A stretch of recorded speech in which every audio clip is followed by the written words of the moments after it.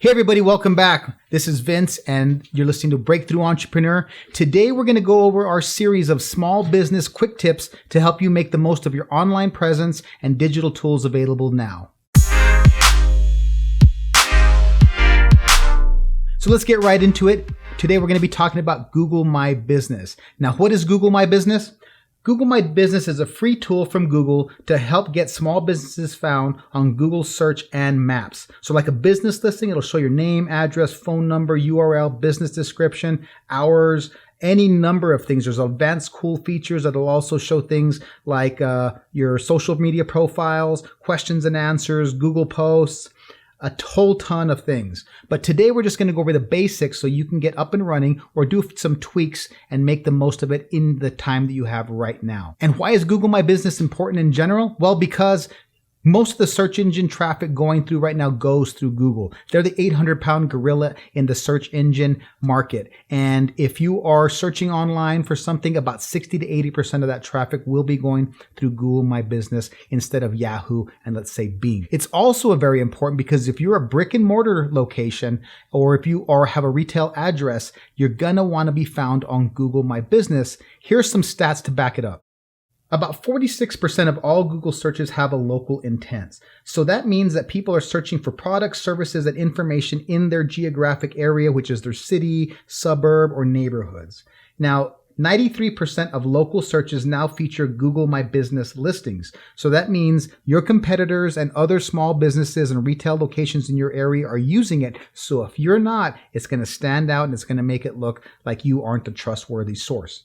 And lastly, 68% of people contact a business directly from search results. Google My Business has very easy to find call features and direction features. So if people are searching on Google and they find your business, they can click the click to call and also find directions. And if you're not doing this, they're going to go to your competitors. So quickly, let's go through what you're going to need to get set up and where you need to go. Number one, you're going to want to go to business.google.com. Once you get there, you're going to sign up with an email through Google. So they're going to want you to set up a Gmail account, or you can set it up with an email that you already have and get verified through there. And once you're signed in and you get into the Google My Business area, you're going to want to start entering these things in this order. And it's the order that's listed here, so it's not going to be too difficult. Business name. Make sure your business name is how it will be displayed across your social media platforms, on your business cards, on your retail location storefront. So this is going to be your business name. Do not add extra things like your area, your neighborhood, or other search terms in there because Google can eventually penalize you for that. You're going to have to pick a business category. Now, this is your primary industry where you are, and if you have a hard time figuring this out, check what your top competitors that you're going to be competing with are setting up. There's several categories in there, and you can do primary and secondary categories, and it's a number of ways to do that. Pick your primary to get started. Business address. Now, there's a couple of ways to do this. If you have a retail brick and mortar business address, you're going to want to enter that in. Enter in your suite number on the secondary line and any other particular details of your address on that secondary line. Now, if you are somebody like a carpet cleaner or somebody else who doesn't use their business address, they might have a home-based business, but they deliver their products or services to their clients' locations, you're going to pick a service area.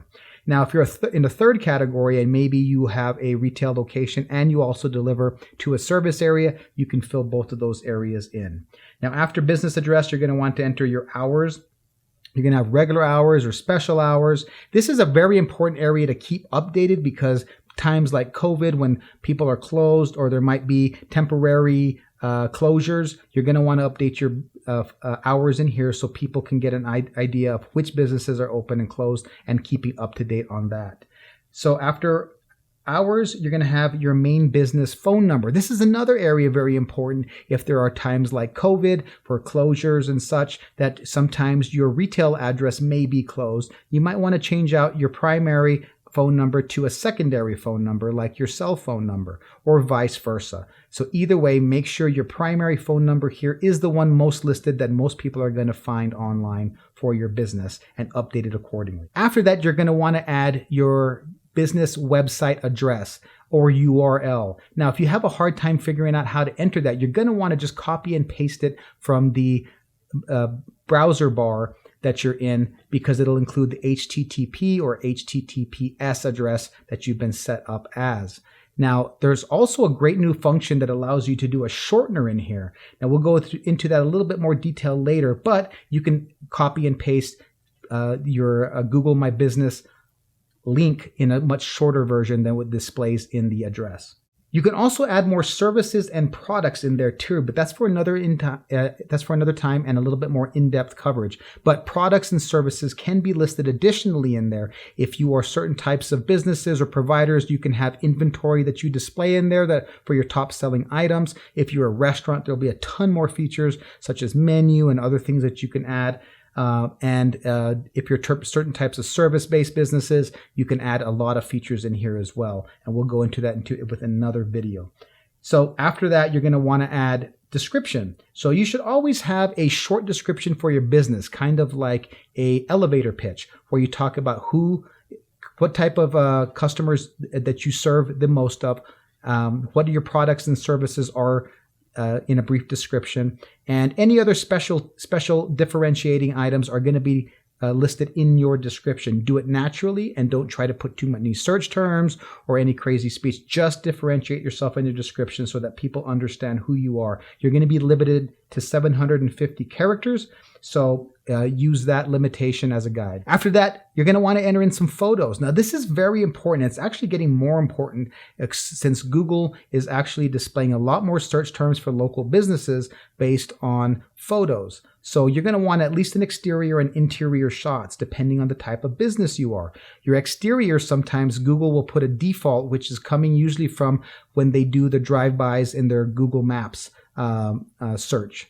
You're going to want to replace those a lot of times with a nice exterior photo. Phones are very nice. If you have a decent phone with a nice camera, you can take that. Otherwise, you can get professional photos of your exterior, interior. They make a big difference if someone is trying to select between you and a competitor and you have great pictures of your exterior and interior.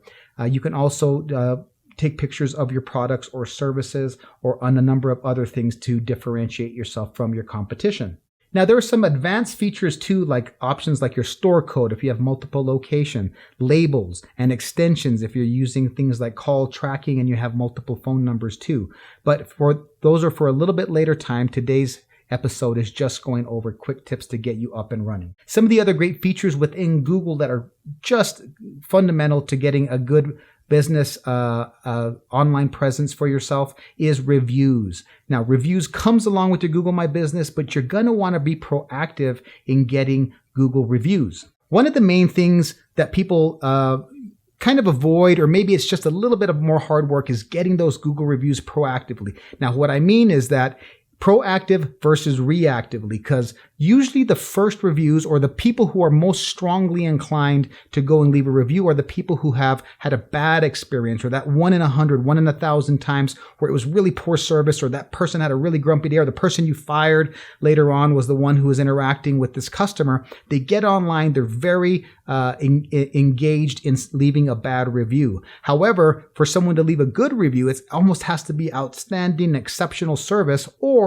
you're proactively asking your good customers or the people very happy with you to leave a review. The other side of that is, and why they're so important, is that it takes several really good reviews to take that 1-star review all the way back up to 4-point-something stars in there. And this is a big factor. When I go and look online, I'll look at the reviews. And if there's 3 or 4 or 5, I'll look at how many reviews, and I'll also look at if they have a 4-point-something rating or higher. Now, a lot of customers use that. Make sure you're proactive in getting that done. There's some other advanced features like questions and answers. So you want to make sure, if you're able to, take some time to put in some commonly asked questions and some of the answers to those as well. And also Google Posts is a feature where you can put in posts about products or services and highlight certain aspects of your business or information that is going to be appealing to your customers.